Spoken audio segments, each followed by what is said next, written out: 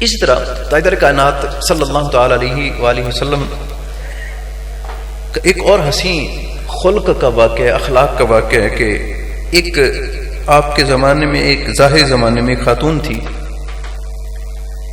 اور اس کے شوہر کا وصال ہو گیا، فوت ہو گیا، اور اس کا ایک بیٹا تھا، اور شوہر فوت ہونے سے پہلے اپنی ساری جائیداد جو تھی وہ اپنے بھائی کو دے گیا اور کہا کہ جب میرا بیٹا بڑا ہو جائے تو اس کو دے دینا۔ تو اس بچہ چھوٹا تھا ابھی، تو اس کا چچا تھوڑی دیر میں تو کفالت کرتا رہا، لیکن آگے چلا تو اس نے کیا کیا کہ اپنے بھتیجے کا سارا مال ہڑپ کر گیا اور اس کو کچھ نہ دیتا، نہ اپنی بھابھی کو کچھ دیتا اور نہ اپنے بھتیجے کو کچھ دیتا۔ تو جیسے بچہ وہ تھوڑا سا بڑا ہوا نا، تو اس نے ایک دن ماں کا حال دیکھا کہ اس نے پھٹے ہوئے کپڑے پہنے ہوئے اور ٹانکے لگے ہوئے، تو اس کے دل میں بڑی تکلیف ہوئی۔ تو اس نے کہا ماں آج تو میں چچا سے جا کے بات کرتا ہوں اور چچا سے جا کے تقاضا کروں گا کہ ہمارا مال ہمیں واپس کرے، نہیں تو کم از کم اتنا مال تو دے دے کہ میں اپنی ماں کا تن ڈھانپ لوں۔ کیا ہم اتنے بھی مستحق نہیں؟ اب میں بڑا ہو گیا ہوں، میں چھوٹا تھا تو مجھے پتہ نہیں تھا کہ یہ تکلیفیں بھی ہوتی ہیں، لیکن اب مجھے احساس ہوتا ہے میں تھوڑا سا بڑا ہو گیا ہوں۔ تو اس نے کہا بیٹے نہ جاؤ، بڑا خراب بندہ ہے اور تمہیں ڈانٹے گا اور تمہیں تکلیف پہنچائے گا۔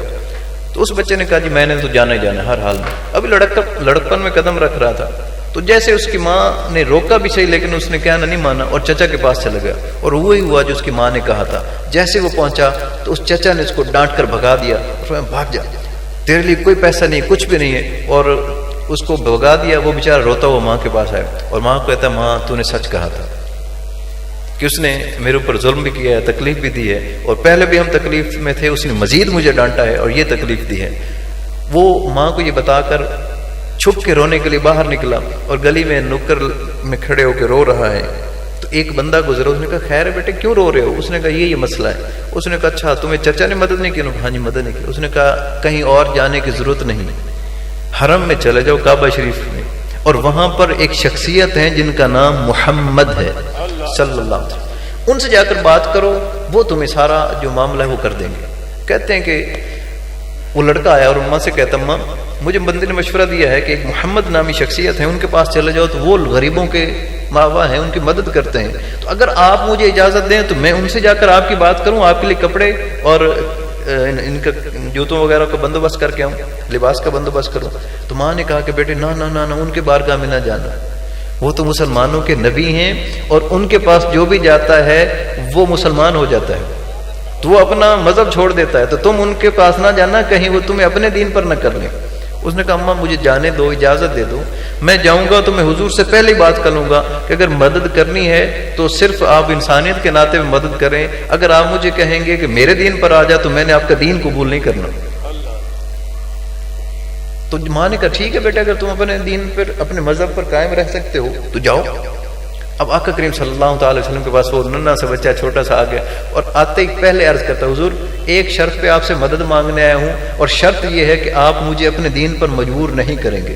سرکار نے تبسم فرمایا، سرکار نے فرمایا ٹھیک ہے مجبور نہیں کروں گا، بتاؤ تیرا مسئلہ کیا ہے؟ تو حیران ہو گیا کہ میں یہ کہہ رہا ہوں کہ میں آپ کو مانتا بھی نہیں ہوں اور مانگنے بھی آیا ہوں، اور حضور پھر بھی فرما رہے ہیں کہ بتاؤ تمہارا مسئلہ کیا ہے۔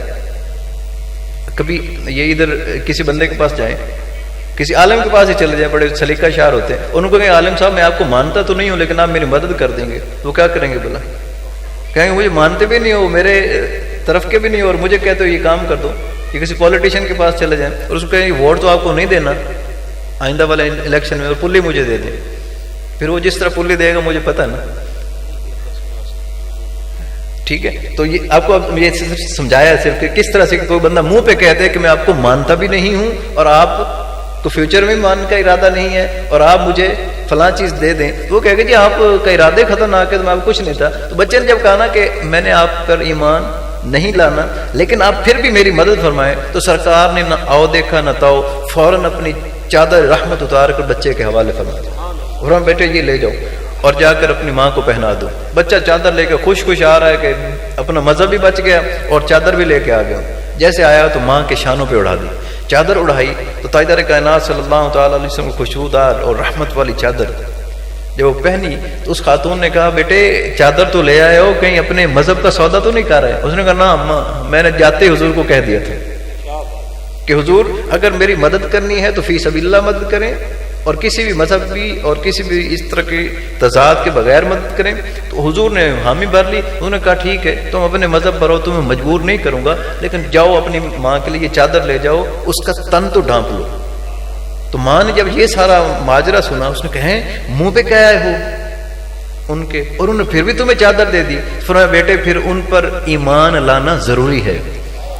تو تمہیں میں گواہی دیتی ہوں کہ وہ واقعی اللہ کے سچے رسول ہیں, کہ جو اتنی بات سن کر بھی فرما رہے ہیں کہ ٹھیک ہے تو ایمان نہ لاؤ لیکن ماں کے لیے لباس تو لے جاؤ. اس کا ایک ظرف دیکھو ہمارے دیور کا, جس نے ہمارے اوپر یہ ظلم کیا, تمہارے چچا کا, اس نے ہمارے اوپر ظلم کیا ہے, اور یہ تاجدار کائنات ہیں, یہ ان کا خلق ہے. فرمایا چلو میں بھی ایمان لے کر آتی ہوں, تم بھی حضور پر ایمان لے کر آؤ. تو یہ نبی مکرم صلی اللہ تعالی وسلم کا ظرف ہے, حضور کی تاجدار کائنات صلی اللہ تعالی وسلم کا یہ اخلاق ہے. اسی طرح نبی پاک صلی اللہ تعالی وسلم جب بھی کہیں تشریف لے جاتے تو سلام میں پہل فرماتے, اور حضور بچوں سے بڑا پیار فرماتے تھے. اور ایک حدیث پاک بھی سرکار دو عالم صلی اللہ تعالی علیہ وسلم ارشاد فرمایا کہ سلام میں پہل کیا کرو, یہ غرور کو توڑتا ہے. سلام میں پہل کیا کرو, اس سے بندہ تکبر سے بچ جاتا ہے, پاک ہو جاتا ہے. اور حضور نے ایک علامت بھی بتائی تھی, آج کل اس کے آثار نظر آ رہے ہیں. حضور نے فرمایا ایک وقت آئے گا لوگ ایسے لوگوں کو سلام کریں گے جو جواب دینا ہی پسند نہیں کریں گے, اور ایسے لوگوں کو سلام نہیں کریں گے جو جواب نہیں دیں گے. تو غرور اور تکبر کی وجہ سے سلام لینا دینا مطلب کا ہو جائے گا, مطلب کی وجہ سے لوگ سلام کریں گے. لیکن آقا کریم صلی اللہ علیہ وسلم کی عادت مبارکہ یہ تھی کہ حضور کوشش فرماتے کہ سلام میں پہل کریں. صحابہ کرام رضوان اللہ تعالی علیہم اجمعین کا طریقہ, ہم تو بازار جاتے ہیں نا سودا لینے, وہ صبح نکلتے صرف اس لیے نکلتے کہ سلام کرنے جائیں گے, اور نکلیں گے تو آگے سے حضور آ رہے ہوں گے, حضور کو سلام عرض کریں گے, حضور وعلیکم السلام فرمائیں گے تو کتنی برکت مل جائے گی. حضرت سیدنا صدیق اکبر سے ملاقات ہوگی تو وہ آگے سلام ارشاد, جب وہ دعا دیں تاجدار کائنات دعا دیں, اور افضل البشر جو ہیں بعد الانبیاء سیدنا صدیق اکبر کے آگے سے دعائیا کلمات ارشاد فرما دیں تو کتنی مزیدار بات ہوگی. اور ایک بات حضور نے ارشاد فرمایا جو تم سے سلام کر کے بات نہ کرے اسے بات نہ کرو. ہمارا ایک مقولہ نا, پہلے طعام پھر کلام, لیکن اصل اسلام کا مقولہ یہ کہ پہلے سلام پھر کلام, پہلے سلام کیا جائے اور اس کے بعد کلام کیا جائے. اس کو گارنٹی دی جائے کہ تو میری زبان سے, میرے ارادوں سے, میرے اعضاء سے محفوظ ہے, اور آگے سے وہ بھی گارنٹی کرے کہ تو نے مجھے حفاظت میں لے لیا, تو اب میرے بھی ارادوں سے, میرے بھی جو برے اعمال ہیں ان سے تو محفوظ رہے گا. تو آقا کریم صلی اللہ تعالی وسلم خود بھی سلام ارشاد فرماتے, چھوٹوں کو, ننے بچوں کو حضور سلام ارشاد فرماتے. تو حضور جب جاتے تو پھر تفریق نہ فرماتے کہ کون مسلمانوں کا بچہ ہے اور کون کافروں کا بچہ ہے. تو جیسے بچے کھیل رہے تھے حضور سب کے سر پر دست شفقت رکھتے. تو وہ جب بچے کھیلتے تھے تو آقا ان کے قریب سے گزرتے تو سارے بچے بھاگ پڑتے اس محبت کی وجہ سے, اور آقا کریم صلی اللہ تعالی علیہ وسلم کو وہ ملنے آ جاتے اور حضور کے دست بوسی کرتے, ہاتھ چومتے. ایک تھوڑی سی التماس ہے کہ بچوں کو مساجد میں, مجھے 2-1 سال پہلے میں DHQ میں خطاب کر رہا تھا, وہاں مجھے ایک ڈاکٹر صاحب نے بات بتائی, سرجن تھے, انہوں نے بڑی اچھی بات بتائی. کہتے جی میں ایک مسجد میں نماز پڑھنے گیا تو میرا بیٹا چھوٹا سا تھا, میں اس کو عادت ڈالنے کے لیے مسجد میں لے گیا, تو ایک مولانا تشریف لے آیا تو بچہ نماز پڑھ رہا تھا. چلیں ویسے بچے کو نماز تڑوا دیتا اور کہتا کہ بچوں کے ساتھ پیچھے ادھر لے جاؤ. اس نے میرے بچے کو گربان سے پکڑ کے اٹھا لیا اور اٹھا کے باہر لے گئے. کہتے ہیں وہ دن جائے آج تک میرا بچہ ڈرتے ہوئے مسجد نہیں گیا. تو ایک میری التماس ہے کہ بچوں کو مسجد میں آنے دے. جہاں میں نماز جمعہ پڑھاتا ہوں وہاں پہ چھوٹے چھوٹے بچے 20-25 بچے جو آتے ہیں, اور میں ان کو کہتا ہوں کہ یہ میری پنیری ہے, یہ مسجد میں پنیری تیار ہو رہی ہے. اور ترک کہاوت ہے, یہ ترک کہاوت بھی ذہن میں رکھ لیں, میں ترکی میں خود بھی دیکھ کے آیا ہوں کہ وہاں پر بچوں کے لیے علیحدہ مسجد میں جگہ بنی ہوتی جہاں پہ بچے کھیلتے رہتے ہیں صرف, کیونکہ نماز تو ان کے فرض نہیں ہوتی چھوٹے بچے. تو پیرنٹس اپنے بچوں کو ساتھ لے آتے ہیں اور ایک یعنی جنگلہ سا بنا ہوا ہوتا ہے لکڑی کا, اور اس کے اندر بچوں کو کھڑا کر دیتے ہیں, وہ کھیلتے ہیں. اور ایسے کھلونے رکھے ہوئے جو مسجد میں رکھے جا سکتے, تعلیمی کھلونے, ایجوکیشنل ٹوائز جو ہیں وہ رکھے ہوئے. تو ترک ایک کہاوت ہے کہ جس مسجد میں بچوں کی کلکاریاں نہ ہوں, ان کا شور نہ ہو, تو سمجھ لیں کہ دین اگلی نسل میں منتقل نہیں ہو رہا. یہ ترک کہاوت ہے کہ جس مسجد میں بچوں کا شور تمہیں سنائی نہ دے تو سمجھیں دین اگلی نسل میں منتقل نہیں ہو رہا. تو علماء سے التماس ہے کہ جب بچے نماز پڑھنے آئیں تو ان کے ساتھ نرمی کا معاملہ کریں. بڑے آ جائیں تو بھی نرمی کا معاملہ کریں. وہ آ گئے نا، آ جائیں کل 2 دفعہ 3 دفعہ آہستہ آہستہ اصلاح بھی ہو جائے گی. ایک دفعہ ان کو آنے تو دیں اللہ کے گھر. اگر ایک دفعہ ہم نے ان کو ڈانٹ دیا تو وہ دوبارہ پھر یا کسی اور مسجد چلے جائیں گے یا شاید وہ گھر نماز پڑھیں. تو ان کو آنے دیں. اس کے بعد حضور بچوں کو سلام کرتے تو ایک بچہ ان میں تھا جو یہودیوں کا بچہ تھا، وہ بھی بھاگ کے آ جاتا اور نبی پاک صلی اللہ علیہ وسلم کی دست بوسی کرتا، ملنے کے لیے آ جاتا. اب اس بچے کو جب لذت ملی حضور کی صحبت کی، حضور کی ملاقات کی، تو اس نے کیا کیا، وہ ہر روز وہیں آ کر کھیلتا جہاں سے حضور کا گزر ہوتا. پھر محبت بڑھی، اس نے بھی اپنا محبت کا انداز بدلا، اور پھر اس کو جہاں معلوم ہوتا کہ فلاں جگہ حضور نے جا کر واز فرمانا ہے، تبلیغ فرمانی، آج حضور فلاں جگہ دعوت پہ جا رہے ہیں، تو وہ بھی پیچھے چلا جاتا بچہ. اور حضور نے بھی کرم فرمایا، اس کی ڈیوٹی یہ لگی، حضور نے اس کو یہ ڈیوٹی عطا فرمائی کہ وہ حضور کے نالین پاک اٹھا کر کھڑا ہو جاتا. جیسے حضور خطاب کے لیے جاتے تو نالے پاک حضور اٹھا کر کھڑا ہو جاتا سینے سے لگا کہ بچہ یہودیوں کا، اور نالے پاک حضور کی اٹھا کے رکھتے. کہتے ہیں کہ وہ کہتے ہیں نا کہ کلاه خسروی رکھتا ہوں اپنی ٹھوکر پر، کلاه خسروی رکھتا ہوں اپنی ٹھوکر پر، گدائے کوہ محمد ہوں تاجدار ہوں. تو وہ گدائی جو تھی اس کے لیے وہ تاجداری تھی، تو وہ اٹھا کر کھڑا ہو جاتا. اور پھر جیسے حضور محفل برخاست کر کے تشریف لے جانے لگتے جوتے پیش کر دیتا نالین پاک، تو حضور پہن کر چلے جاتے. یہ بات جا کر یہودیوں نے اس کے باپ کو بتائی کہ تم تو ہمیں کہتے ہو کہ مسلمانوں کے نبی جو ہیں ان کے پاس نہیں جانا چاہیے، اور تمہارا بیٹا ان کے نال برداری کرتا ہے، ان کے جوتے اٹھاتا ہے، اور تم ہمیں کہتے ہو. اس نے جب یہ منظر دیکھا تو بیٹے کو گھر میں قید کر دیا. جب بیٹے کو گھر میں قید کیا، 1 دن گزرا، 2 دن گزرے، تو بیٹے نے کہا کہ پھر میں بھی بھوک ہڑتال کرتا. اس نے کھانا پینا چھوڑ دیا.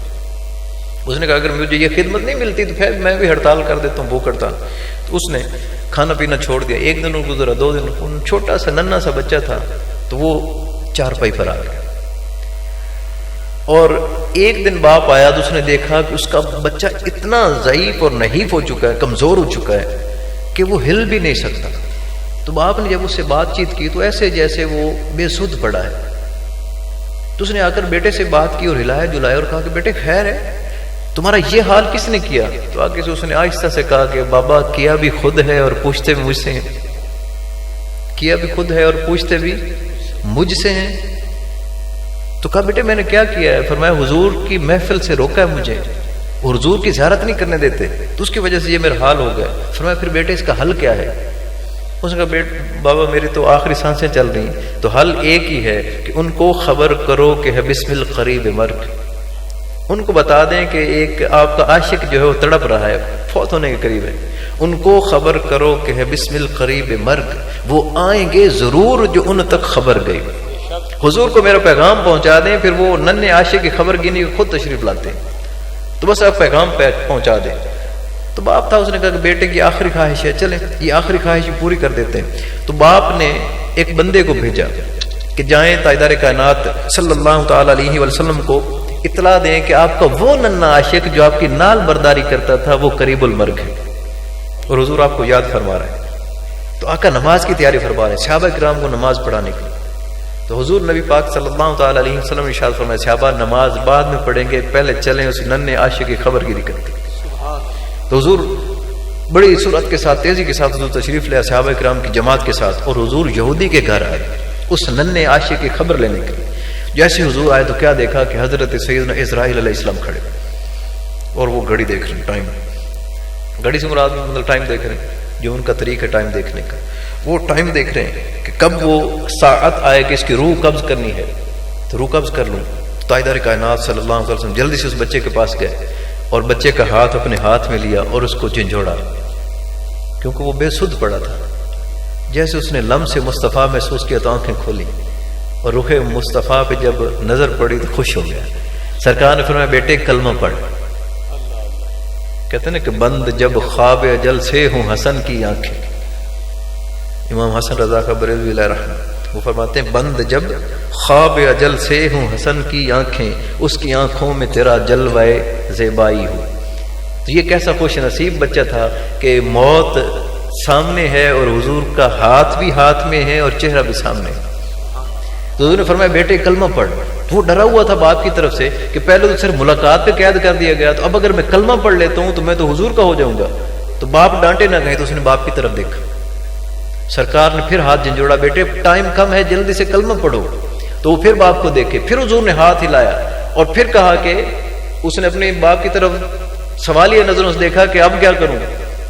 تو باپ بھی فاتح جذبات میں آ گیا کہ حضور نے اتنا کرم فرمایا کہ میرے ایک چھوٹے سے بچے کے پاس تشریف لے آئے تاجدار رسول ہو کر. تو وہ اس کے پاس تشریف لے آئے تو کہا بیٹے میری طرف کیا دیکھتے ہو, جو حضور فرما رہے ہیں اس پر عمل کرو. اتنا کرم کوئی کرتا ہے کہ خود آ جائے, پورا سمندر چل کے تیرے پاس آ جائے, رحمت کا دریا چل کے تیرے پاس آئے, خلق عظیم کے پیکر تیرے پاس آ جائے, محبوب کبریا تیرے پاس آ جائے, اور کیا چاہیے تجھے. تو جو وہ فرمانا ہے وہ فرما, وہ کر.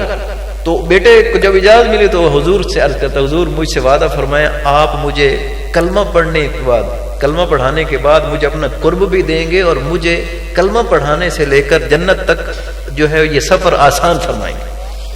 تو سرکار نے وعدہ فرما لیا تجھے اپنا بھی بناؤں گا اور کلمہ پڑھنے سے لے کر جنت کے دروازے تک چھوڑنے کی ذمہ داری بھی میری ہے. حضور نے وعدہ فرما لیا اور بچے نے کلمہ پڑھا, اشہد اللہ الہ الا اللہ وحدہ لا شریک لہ وان محمدا عبدہ ورسولہ, میں گواہی دیتا ہوں کہ اللہ کے سوا کوئی عبادت کے لائق نہیں اور آپ اللہ کے سچے اور برحق رسول ہیں. یہ چہرہ مصطفیٰ دیکھ کر کلمہ پڑھا, ہاتھ حضور کے ہاتھ میں, اور روح کفن سے انصری سے پرواز کر گئی. جیسے روح پرواز کر گئی تو اس کے باپ نے کہا کہ اب یہ ہمارا نہیں ہے, یہ مسلمانوں کا ہو گیا, یہ ان کا ساسا ہے. تو سرکار کو عرض کرنے لگا حضور یہ اب آپ کا مال ہے, آپ اپنی شریعت کے مطابق اس کی تجہیز و تکفین کریں. تو نبی مکرم صلی اللہ تعالی وسلم جیت صحابہ کو فرمایا, صحابہ اس شہزادے کو اٹھاؤ, اس کے غسل کا بندوبست کرو, اس کے کفن کا بندوبست کرو, اس کی نماز جنازہ کا بندوبست کرو. اب جیت صحابہ حضور سیدنا صدیق اکبر جیسے اب اس بچے کے غسل میں شریک ہیں, اس کو غسل دیا جا رہا ہے, اس کو نہلایا جا رہا ہے, اس کو کفن پہنایا جا رہا ہے اور پورے اعزاز کے ساتھ اس کو تیار کیا جا رہا ہے تاکہ اس کی نماز جنازہ پڑھی جا سکے. تو سرکار جب اس کے فوت ہونے کے بعد ان کے دروازے سے باہر نکلے نا تو حضور نے ایک کلمہ ارشاد فرمایا. سرکار نے ارشاد فرمایا کہ اللہ نے اس بچے کو میرے ذریعے سے جہنم سے نجات دے دی. انقذ اللہ النار بی, اللہ تعالیٰ نے اس بچے کو میرے وسیلے سے جہنم سے آزاد کر دیا ہے. اگر میں نہ آتا تو یہ نہ کلمہ پڑھتا اور نہ یہ مسلمان ہوتا اور نہ یہ جہنم سے بچتا, کیونکہ لا الہ الا اللہ تو پہلے ہی وہ کہتا تھا. یہودیوں سے جا کر پوچھیں تو مجھے ایک, میں جب ترکی گیا تھا تو وہاں ایک کانفرنس تھی, وہاں ایک جیو بھی آیا ہوا تھا, یہودی بھی آیا ہوا تھا. تو وہ عجیب و غریب اس کے خیالات تھے, پاکستان میں لگ جیسے ہوتا ہے. تو وہ لا الہ الا اللہ تو وہ پڑھتے ہیں لیکن محمد رسول اللہ وہ نہیں پڑھتے. تو لا الہ الا اللہ تو بچہ پڑھتا تھا لیکن صرف اس نے ایک دفعہ محمد الرسول اللہ پڑھا. سرکار نے فرمایا اس نے میرا نام لیا ہے اور مجھ پر ایمان لایا ہے تو جنت کا وارث بن گیا, جہنم سے بچ گیا, محفوظ ہو گیا جنم سے, اور یہ جنت کا مالک بن گیا ہے. تو تاجدار کائنات صلی اللہ تعالی علیہ وسلم نے اس کو یہ کلمہ پڑھا دیا. اب یہاں پر ایک چھوٹی سی بات آپ کو عرض کرتا ہوں ویسے کہ اس بچے نے نماز کوئی نہیں پڑھی ہے, ابھی موقع نہیں ملا, فوت ہو گئے. کوئی روزہ نہیں رکھا, کوئی حج نہیں کیا, کوئی عمرہ نہیں کیا, کوئی زکوٰۃ نہیں دی, کوئی ایسا عمل نہیں کیا کہ وہ بچہ کہے کہ میں اپنے عمل کی بنیاد پر جنت پہ گیا ہوں. صرف اس نے یہ کیا ہے کہ حضور پر ایمان لے آیا بس. تو حضور کا کلمہ پڑھنے کی اتنی قوت ہے کہ بندہ موت سے پہلے حضور کا کلمہ پڑھ لے, ہو کافر اور کلمہ پڑھ لے اور اسلام میں داخل ہو جائے تو وہ سیدھا جنت میں چلا جاتا ہے.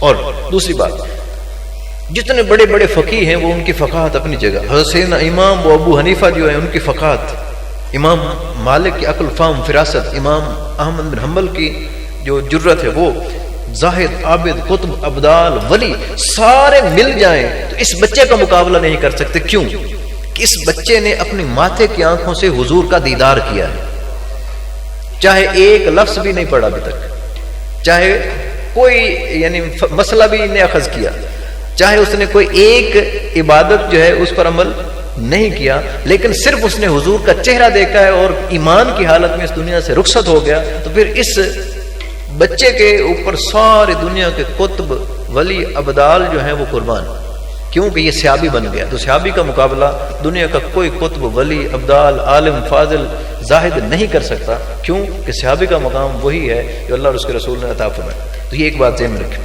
تو تو آقا کریم صلی اللہ تعالی علیہ وسلم اس کی جنازے میں شریک ہیں. تو میت جا رہی ہے تو حضور اپنی انگلیاں جو ہیں ان کے بل چل رہے ہیں, ایڑیاں اٹھا کے حضور چل رہے ہیں, اور قبر میں بھی حضور ایڑیاں اٹھا کے چل رہے ہیں, اور خلاف معمول حضور قبر میں بھی اترے اور کافی دیر قبر میں رہے. بچے کو دفن کرنے میں کافی دیر حضور نے لگا دی. تو جب حضور کافی دیر کے بعد تشریف لے باہر تو حضور کا جسم پاک پہ پسینہ تھا. تو صحابہ کرام رضوان اللہ تعالی علیہم اجمعین نے کہا حضور آپ تو عموماً بہت کم وقت لگاتے ہیں اور بندے کی تدفین کر کے دعا فرما کے قبر سے باہر تشریف لے آتے ہیں, تو یہ آج آپ نے خلاف معمول اتنا زیادہ وقت لگایا قبر میں. تو سرکار نے فرمایا صحابہ سنا نہیں تھا میں نے بچے سے وعدہ کیا تھا کلمہ پڑھنے سے لے کر جنت کے دروازے تک چھوڑ کر آؤں گا, تو میں اس کو جنت کے دروازے تک چھوڑنے گیا تھا اور اتنا ٹائم لگ گیا, تو یہ جنت میں دروازے میں داخل کر کے آیا ہوں. تو صحابہ نے پوچھا حضور پھر اس کا استقبال کیسے ہوا جنت میں؟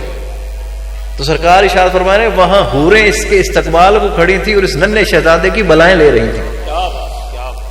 وہ اس پہ واری واری جا رہی تھی کہ حضور کا ننھا عاشق آ گیا. تو اگر ایک یہودیوں کا بچہ حضور کے نال برداری کرے تو اتنا مقام مل جائے, تو مسلمانوں کو بچہ حضور کے عشق میں مبتلا ہو جائے, حضور کا عشق اس کو ہو جائے. کہتے نا کہ ہمارے مسلمان بھی بھائی عجیب ہیں. ایک سکھ تھا تو ادھر لاہور اسٹیشن پہ اترا تو وہ حضور کی نعتیں لکھتا تھا. سکھ کافر ہو کر حضور کی نعتیں لکھتا تھا. مسلمان پہنچ گئے, اس سے سوال کرتے ہیں کہ تم ہمارے نبی کی نعتیں کیوں لکھتے ہو؟ تو اس نے کہا یہ کوئی کافر جواب سوال کرتا تو مجھے تعجب نہیں ہونا تھا, مسلمان مجھ سے پوچھ رہے ہیں کہ حضور کی نعتیں کیوں لکھتے ہو. تو کہا اس نے شعر میں جواب دیا, اس نے کہا جی پیار ہو جائے کسی سے کوئی چارہ تو نہیں. یہ کافر کہہ رہا ہے پیار ہو جائے کسی سے کوئی چارہ تو نہیں, فقط مسلم کا محمد پہ اجارہ تو نہیں, فقط مسلم کا محمد پہ اجارہ تو نہیں. تو حضور ہمارے بھی لیے ویسے رحمت اللہ العالمین ہے جیسے تمہارے لیے ہیں, تو آج نہیں تو کل ہم کلمہ پڑھ ہی لیں گے. اللہ ہمیں بھی توفیق دے. اس کا یہ جواب تھا ہندو کا. تو خیر نبی مکرم صلی اللہ تعالی وسلم نے ارشاد فرمایا کہ حوریں اس کی بلائیں لے رہی تھی. پھر صحابہ نے اگلا سوال کیا حضور آپ کی پنجے اٹھا کر کیوں چل رہے ہیں؟ تو سرکار نے فرمایا صحابہ میں پنجے اٹھا کر اس لیے چل رہا تھا کہ اس شہزادے کے جنازے میں اتنے فرشتے آئے ہیں کہ میرا زمین پر پاؤں رکھنا محال ہو رہا تھا. تو یہ چھوٹا سا بچہ یہ حضور کے اخلاق ہے کہ اس نے بلایا اور حضور چلے گئے, اور اس کے نتیجے میں اس بچے کو مقام اور مرتبہ کیا ملا. آپ ذرا آپ میں سے کوئی بتائے کہ ہم اتنا سا بچہ بلوا کر بھیجے ہم اس کے گھر جائیں گے؟ مسلمانوں کا بچہ بلوائے نیور ایور, ہم جائیں گے بھی نہیں. بچے کو کیا پتا میں کون ہوتا ہوں, لیکن حضور نے فرمایا مجھے پتا ہے کہ وہ کون ہے. حضور اس کے لیے تشریف لے گئے, حضور نے جا کر اس کی دستگیری فرمائی, حضور نے اس پر کرم اور فضل فرمایا, اور حضور کے اس عمل سے پتہ نہیں کتنے مسلمان ہو گئے ہوں گے, بے شمار لوگ مسلمان ہوں گے. تو آقا کریم صلی اللہ تعالی وسلم کا یہ خلق عظیم ہے, اخلاق ہے حضور کے. حضور کا یہ رحمت ہے کہ آقا کریم صلی اللہ تعالی وسلم نے لوگوں کو اپنا گرویدہ کر لیا. اور آج ہم کس لیے بیٹھے ہیں؟ ہم حضور کے اخلاق کی وجہ سے. ہم نے حضور کو اپنی ظاہری آنکھوں سے نہیں دیکھا, اور ہم صرف حضور کا ذکر سننے اور سنانے کے لیے یہاں پر بیٹھے. یہ محفل برخاست ہونے دیں. میں بھی ایک پیچھے بھی تقریر کر گیا, اس میں یہ بات کی کہ یہ محفل برخاست ہونے دیں اور پھر کسی کو کہیں کہ یہاں پر بیٹھے. یہ خود جو میزبان محفل ہیں قبلہ شاہ صاحب افضل حسین شاہ صاحب, یہ خود نہیں بیٹھیں گے یہاں پہ, لیکن اب سارے ہم بیٹھے, میں بیٹھا ہوں, آپ لوگ بیٹھے. وجہ کہ حضور کا ذکر سن رہے ہیں. یہ حضور کے ذکر کی برکت ہے, یہ حضور کا خلق عظیم ہے. کل یہاں پر کسی کو بٹھائے وہ کہیں جی مجھے بلا کے فلاں نے انسلٹ کر دی میری, لیکن اب سارے شکریہ ادا کریں گے شاہ صاحب کا کہ آپ کی بڑی مہربانی, آپ نے ہمیں حضور کے ذکر میں بیٹھنے کا موقع دیا.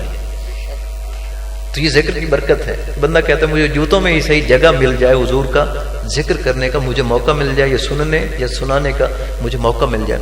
بہت سی سارے محترم نبی پاک صلی اللہ تعالی علیہ وسلم خلق عظیم کے پیک کر رہے ہیں. ایک صحابی تھے, پہلے کافر تھے غلام, اور رنگ کے اتنے کالے تھے کہ ماں باپ نے ان کا نام اسود رکھ دیا. کیا؟ اسود, کالا. جیسے ہم گھروں میں بچے کالے ہوں تو اس کا نام ہی کالا رکھ دیتے, انہوں نے ان کا نام اسود رکھ دیا. ان کو کہیں سے پتہ چلا کہ حضور نبی مکرم صلی اللہ تعالی علیہ وسلم ہیں, اور ان کی غلامی میں کوئی جاتا ہے تو حضور ان کے ساتھ اتنا پیار کرتے ہیں کہ اس کو تکلیف نہیں ہونے دیتے. تو اس نے کہا کہ یہاں تو میرا مالک 18 گھنٹے 20 گھنٹے ڈیوٹی لیتا ہے, اور 2-3 گھنٹے 4 سونے کے لیے دیتا ہے, تو میں کس دن جاؤں گا حضور سے جا کر بات کروں گا, اور اگر حضور کی غلامی میں چلا جاؤں تو کم از کم وہ 18 گھنٹے کی ڈیوٹی تو نہیں دینا پڑے گی، 10-12 گھنٹے کی ڈیوٹی ہو جائے گی تو سونے کے لیے وقت مل جائے گا.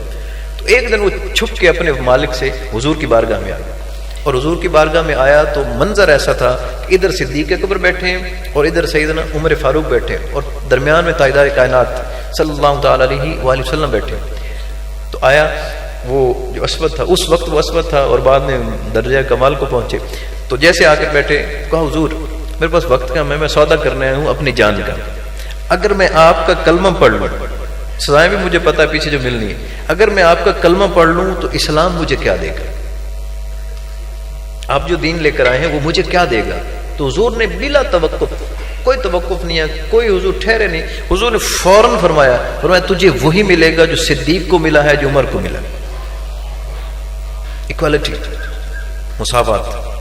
فرمایا تجھے وہی ملے گا جو ان دونوں کو ملا ہے. تو کہتے ہیں کہ اس بندے نے نہ آؤ دیکھا نہ تھا، اس نے کہا مارے تو میں دیکھتا رہوں گا، ہاتھ بڑھایا، کہا حضور مجھے مسلمان کر دے، اسلام میں داخل فرما دے. تو جیسے ہی اسلام میں داخل ہو گئے، تو پھر ان کی مسجد میں جانے کا انداز جو لکھا گیا ہے محدثین نے وہ بڑا خوبصورت ہے. کہتے وہ سب سے پہلے مسجد میں چلے جاتے اور مسجد میں جا کر نبی پاک صلی اللہ علیہ وسلم کے بین ہی پیچھے جو جگہ ہوتی ہے اس پہ جا کے بیٹھ جاتے. اور جید بڑے بڑے صحابہ آتے، صدیق اکبر آتے، عمر فاروق آتے، حضرت سیدنا عثمان غنی آتے، حضرت سیدنا علی المرتضی آتے رضی اللہ تعالی عنہم. یہ سارے صحابہ جید مجتہد اور مفتی صحابہ آتے. تو وہ اطراف میں کھڑے ہوتے رہتے اور وہ پیچھے کھڑے ہوتے.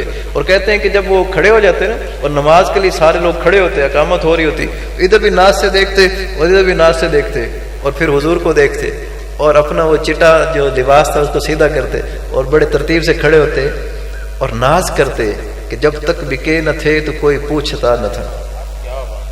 غلاموں کو بلا سرداروں کے درمیان کو کھڑا ہونے دیتا تھا. ادھر بھی سردار کھڑے، ادھر بھی سردار کھڑے اور جید صحابہ کھڑے، اور میں کالے رنگ کا غلام ہوں، نام ہی کالا رکھ دیا تھا میری ماں نے. فرمایا جب تک بکے نہ تھے تو کوئی پوچھتا نہ تھا، حضور آپ نے ہمیں خرید کر انمول کر دی. اور اقبال نے جب دیکھا تو اقبال فرماتے کہ بندہ صاحب و محتاج و غنی ایک ہوئے، تیری جناب میں پہنچے تو سبھی ایک ہوئے. اب دیکھ لیں ہماری جو امتیازات ہیں وہ اس وقت ختم ہو جاتے ہیں جب ہم نماز کے لیے کھڑے ہوتے ہیں، ویدر اٹ بھی نماز جنازہ، عیدین اور کوئی اور نماز ہو، تو اس میں ہم جب جاتے ہیں تو ہمارے سارے جو سوشل سٹیٹس ہیں وہ ختم ہو جاتے ہیں. اس وقت نہ کوئی بندہ رہا نہ کوئی بندہ نواز، وہ والی بات ہوتی. اس وقت سارے اللہ کے عبد بن جاتے ہیں. تو پھر وہ کوئی تفریق نہیں ہوتی. جو بندہ آپ کو کندھا نہیں لگانے دیتا، ہاتھ لگانے دیتا، اس کو آپ کے ساتھ کندھا لگا کے کھڑے ہونا پڑتا ہے. حضور نے فرمایا کندھے ملا لیا کرو. فرمایا حضور کیوں؟ فرمایا بیچ میں شیطان آ جاتا ہے. اب شیطان تو نماز پڑھنے سے رہا، تو وہ کون سا شیطان جو بیچ میں آ جاتا ہے؟ فرمایا یہی تو نفرت کا شیطان ہے نا، غرور کا، تکبر کا شیطان ہے جو دوسرے سے آپ کو ملنے نہیں دیتا. حضور نے فرمایا کندھے ملا لیا کرو تاکہ نفرت کا شیطان نکل جائے. یہ نماز ہمیں یہی درس دے رہی ہوتی. تو وہ صحابی جو تھے وہ تاجدار کائنات صلی اللہ تعالی علیہ وسلم کے اخلاق سے اتنے متاثر تھے. اب ہمیں کیا چاہیے کہ ہم بھی معاشرے میں چلیں پھریں اٹھیں بیٹھیں تو ہمیں لوگ دیکھ کر کہیں کہ یہ عبد رسول ہے، حضور کا غلام ہے، اللہ کا بندہ ہے، اللہ کا عبد ہے، اللہ کا بندہ ہے، اس کا یعنی عبادت گزار بندہ ہے، وہ معبود حقیقی ہے. اور یہ اللہ کی بارگاہ میں حاضر ہر وقت پھر رہا ہے، سر جھکاتے چلے. وہ کہتے ہیں نا کہ جو اللہ کے نیک بندے جو زمین پر چلتے ہیں تو بڑے عاجزی کے ساتھ چلتے ہیں، زمین کے اوپر بڑے عزت کے ساتھ چلتے ہیں، عاجزی کے ساتھ چلتے ہیں. تو ہمیں بھی یہ چاہیے کہ ہم نبی پاک صلی اللہ علیہ وسلم کے یہ سنت کے پہلو اپنے اندر اپنائیں اور غربا کی مدد کریں، یتما کی مدد کریں، فقراء کی مدد کریں. اور کسی طرح سے بھی ایکوالٹی اور مساوات جو ہے وہ آتی ہے. آستانوں سے تو یقیناً یہ چیزیں ملتی ہیں. جو خانقاہی نظام ہے دیکھ لیں، بڑے بڑے ہمارے شیوخ ہیں، وہ کوئی غریب سے غریب بھی چلا جائے تو اس کے ساتھ محبت کرتے، مودت کرتے. تو ایک تو مجھے ایک کسک ہے کہ ہمارا جو خانقاہی نظام پرانا نظام تھا وہ لوٹ آئے، جس میں شیخ بیٹھا کرتے تھے اور ان کے مریدین ان کے سامنے بیٹھ کر اقتصاب فیض کرتے تھے، درس اور تدریس کا ایک سلسلہ ہوتا تھا. وہ آہستہ آہستہ چیزیں معدوم ہوتی جا رہی اور وہ دوبارہ لوٹنا چاہیے. یہاں ہے آستانوں پہ چشتیاں شریف ہے یا دیگر آستانوں پہ یہ سجادگان تشریف فرمائے، تو یہ سلسلہ ہے ابھی، لیکن اس کو مزید ریوائول کی ضرورت ہے اور اس کو ریوائیو کر کے اس کا جو فیض ہے وہ عام کرنے کی ضرورت ہے، تاکہ یہ جو ہم کام کر سکتے ہیں وہ بڑے سے بڑے جو مولوی نہیں کر سکتے. جو اہل اللہ اور اہل طریقت کر سکتے ہیں، کہ ہم ان کا دکھ سکھ سنتے ہیں، سہتے، اپنے بھی دکھ ہوتے ہیں ساتھ، ان کا بھی دکھ سکھ سنتے ہیں، تو یہ جتنی ہماری بات مانتے ہیں اتنی شاید وہ کسی کی نہیں مانتے. تو جس کی بات مانتے ہیں پھر اس کو آگے کریں، وہ ادھر آئے اور ان کو بات منوائے اور اللہ اس کے رسول کے لیے اس کو تیار کرے کہ حضور کا وہ کہنا ماننے والے بن جائیں گے. مجھے حکم تھا کہ 8 بجے ہم دعا کر دیں گے ایسے شاہ صاحب، تو انشاءاللہ بھی یہ ہم سلام پڑھتے ہیں 2 شعر حضور کی بارگاہ میں اور اس کے بعد دعا ہوگی. وما علینا الا البلاغ المبین. سلام 2 شعر.